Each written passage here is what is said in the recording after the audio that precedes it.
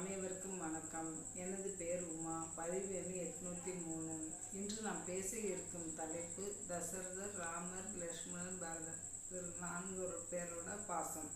இந்த தசரதோட பாசம்ன்றது அவருக்கு 14 ஆண்டுகள் குழந்தை இல்லாமல் இருந்து வேள்வி செஞ்சு அது மூலியமாக பிறந்தவங்க தான் ராமர், லக்ஷ்மணர், பரதன், சத்ருகன்.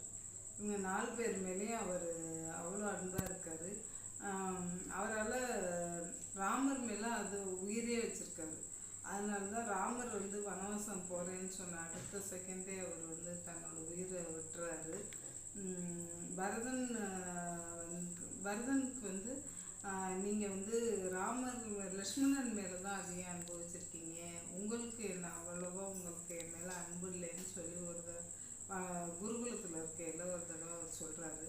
அப்படிலாம் இல்லை, எனக்கு நீங்கள் 3 பேரும் ஒன்று தான், எப்போதும் நம்ம 4 பேரும் ஒன்றாக தான் இருக்கோம் அப்படின்னு சொல்லி அவர் சொல்கிறாரு.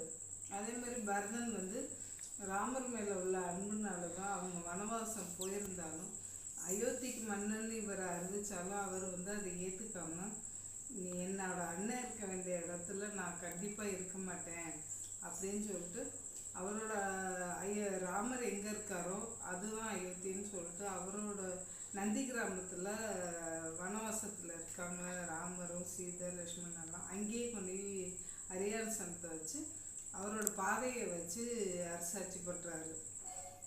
லக்ஷ்மணன் வனவாசத்துக்கு போகும்போது கண்டிப்பாக நான் உங்களை பிரிஞ்சு இருக்க மாட்டேன், உங்கள் கூட தான் வருவேன்னு சொல்லி அவர் வர்றாரு. ராமர் கூட தான் இருக்கார். இன்னொரு இடத்துல பார்த்திங்கன்னா ராமர் போர் புரிகிறார். ராவணனோட போர் புரியும் போது ராமர் லக்ஷ்மணன்கிட்ட சொல்கிறாரு, ராவணன்கிட்ட நீ போய் உபதேசம் கேட்டுட்டு வான்னு சொல்கிறாரு. அவர் எதிரியாகவே இருந்தாலும் உயிர் போகிற நேரத்தில் அவர்கிட்ட அண்ணன் போய் கேட்க சொல்கிறாருன்னு சொல்லி அவரோட அண்ணனோட அன்பை மீற முடியாமல் போய் உபதேசம் கேட்குறாரு.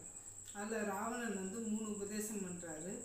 ஒன்று நம்ம எப்போவுமே நல்லதே செய்யணும், கெட்டது செய்யக்கூடாது, செய்யாமல் இருக்குன்னா அதை அட்லீஸ்ட் கொஞ்ச நேரத்துக்கு அதை தள்ளி போட்டாவது இது பண்ணணும் அப்படின்னு சொல்லி சொல்கிறாரு. 2வது எதிரியை குறைச்சி மதிப்பிடக்கூடாது, குறைச்சி மதிப்பிட்டனால தான் இன்றைக்கி நான் உயிர் திறந்துட்டேன் அப்படின்னு சொல்லி அவர் சொல்கிறாரு. 3வது நான் அடுத்து வர எதிர்காலம் எப்படி இருக்குன்னு நமக்கு கணிக்க முடியாது, அதனால நம்ம ரகசியத்தை என்றைக்குமே நம்ம சொல்லக்கூடாதுன்னு சொல்லி உயிர் நிறுத்துறாரு. ராமர் அவங்க அப்பா மேலே வச்சுருக்க பாசத்தினால தான் அவங்க அப்பா சொன்ன ஒரே வார்த்தைக்காக வனவாசம் போகிறாரு. இப்படி ஒருத்தர் மேலே ஒருத்தர் அவங்க அன்போடையும் பாசத்தோடையும் இருக்காங்க. அது மாதிரி நம்ம அண்ணன் பெரியவங்களை மதித்து நடக்கணும், அண்ணன் தம்பி பாசமாக இருக்கணுங்கிறத இது மூலமா நம்ம தெரிஞ்சுக்கலாம். அனைவருக்கும் நன்றி, வணக்கம்.